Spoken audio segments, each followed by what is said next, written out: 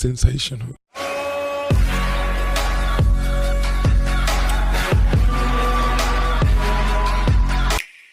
Big Dash knows what? Sensational. So the New York Giants had day 2 of practice, joint practice with the Detroit Lions, and thank God that today was a better showing for the New York Giants. Not only was it a better showing for the New York Giants, it was a better showing for quarterback Daniel Jones. So right before practice started, maybe not right before, but sometime before practice started, I sent out a tweet, before practice even starts, let me say this thing: sensational. Let's go Giants. And after that, the highlights started coming in, the beat writer reports and notes started coming in that Daniel Jones started off practice very, very hot. 7 on 7, 4 for 4 with a touchdown to Darren Waller. And I'm just sitting here like, yes, because yesterday the Detroit Lions absolutely embarrassed us, punched us in the mouth. The practice was very, very one-sided as far as reports coming out, and we did not look good as a unit. We did not look good as a team. We just didn't look good. And I said, like, you know what? I just want to be a part of the film session. I'm pretty sure that Brian Dable was Brian Dable, Wink was Wink, Kafka was Kafka, and they let the team know that that was not acceptable. And then fast forwarded to today, and you have almost a lights out practice from the New York Giants on both the offense and the defensive side. So I'm just excited about that. Get punched in the mouth yesterday, come back today and show that you can fight back. And that's all you can ask for as a New York Giants fan, especially where we're coming from. Yesterday was all bad, today was all good, and I'll leave it at that. So let's just start to get into some of these notes, because I did take notes from some of the reports that I was seeing coming out of that camp. So let's start with Daniel Jones. Again, he was 4 for 4 in the 7 on 7. When we got to the 11 on 11 drills, they did work into the red zone again this practice. And Daniel Jones was 12 for 17, 5 touchdowns in 11 on 11. 2 of those touchdowns did come in like the 5-yard line range. The rest of that work was pretty much 25 yards and in. So good work from the from the offense. And here's the thing: last year we were efficient in the red zone, and hopefully that carries on to this season. And you're seeing that in this practice on the second day. Like again, yesterday we got our butts handed to us. Today, we were able to do some things on offense. Now, also, I want to say a big kudos to the offensive line. Yesterday, we had notes about Aiden Hutchinson having his way, getting those would-be sacks and things like that. Today, stonewall for the most part. There's a nice rep of Andrew Thomas getting a good block on Aiden Hutchinson. Also on the offensive line, we had some good work from Ben Bredesen, Zudu. John Michael Schmitz had 2 solid practices in a row. He's keeping that pocket clean for Daniel Jones. We saw Matt Pert working with the ones again today because Evan Neal is still in concussion protocol.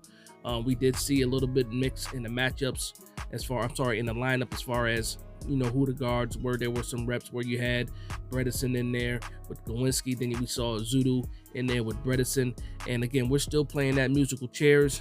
But I think, especially on that 1 touchdown pass to Darius Slayton in the corner of the end zone from Daniel Jones, the offensive line unit was Thomas, Zudu, Schmitz, Bredesen, and then Pert again working in for the Evan Neal, who's in concussion protocol. So a lot of good notes, a lot of good reps. And here's the thing about you guys already know how I feel about Matt Pert. You already know how I feel about Matt Pert. Matt Pert is making an argument that he can be that backup swing tackle. He's doing that. I'm surprised at it. But he is absolutely making a name for himself, and we're seeing him by the amount of reps that he's getting now with the offense. And do I believe it? Not yet. We'll see what happens in these games that are coming up for the preseason. But right now, the coaching staff seem to trust Matt Pert enough to put him in first over guys like Phillips and Cunningham at the right tackle spot to fill in for Evan Neal. So, shout out to Matt Pert for the hard work and the dedication and pushing through all the negativity. Some of that coming from me as well, and letting him keeping his mind to where it needs to be as far as being able to grind out and make his improvements. So let's talk about the defense as well. So the defense had a good day too.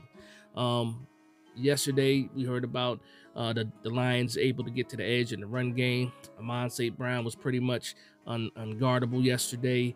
Um, Jared Goff was slicing and dicing, things like that. So today, not so much. There were some nice throws made by Jared Goff. There was one report that said, I believe this is per Pat Leonard, that he had made an off platform throw to Sam Laporta for a touchdown.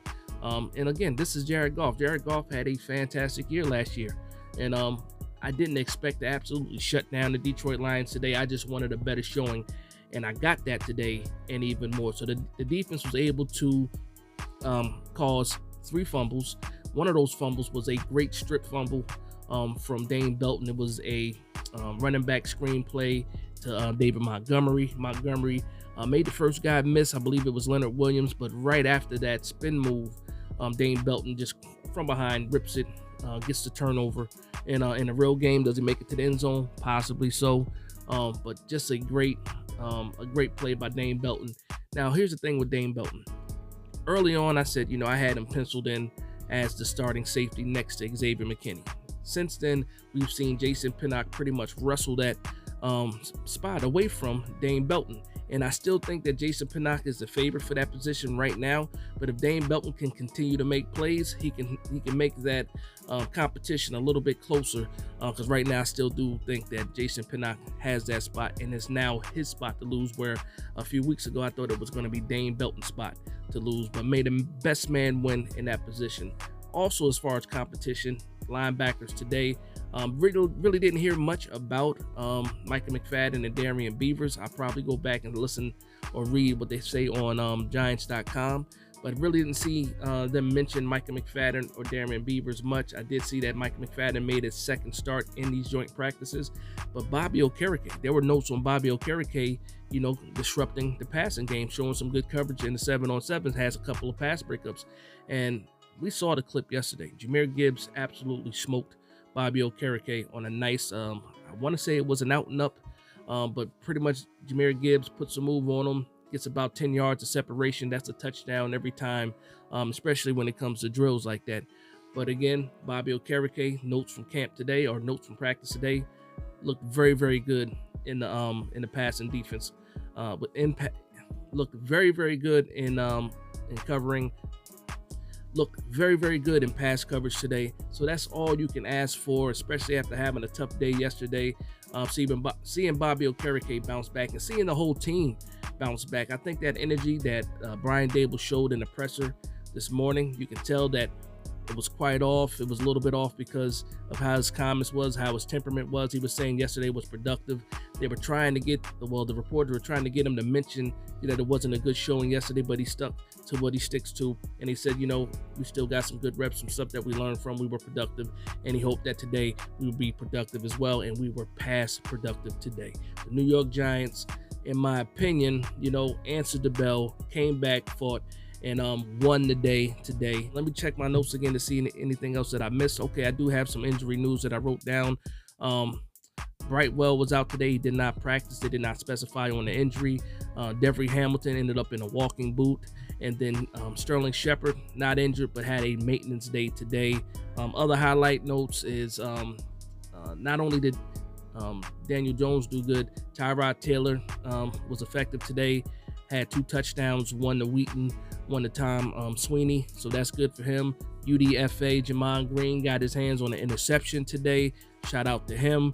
And then also, a guy that we haven't mentioned much, that we should, Deonte Banks had a nice showing today in pass coverage. Yesterday, they had the highlight of Amon St. Brown getting that catch over him, perfectly placed ball. The coverage wasn't terrible, but just a great catch by Amon St. Brown. But today, there was a physical breakup by reports. Deonte Banks able to break up a pass to Amon St. Brown. So overall, a solid practice for the New York Giants. Exactly what the fan base needed after yesterday's debacle. And yeah, I'm excited again.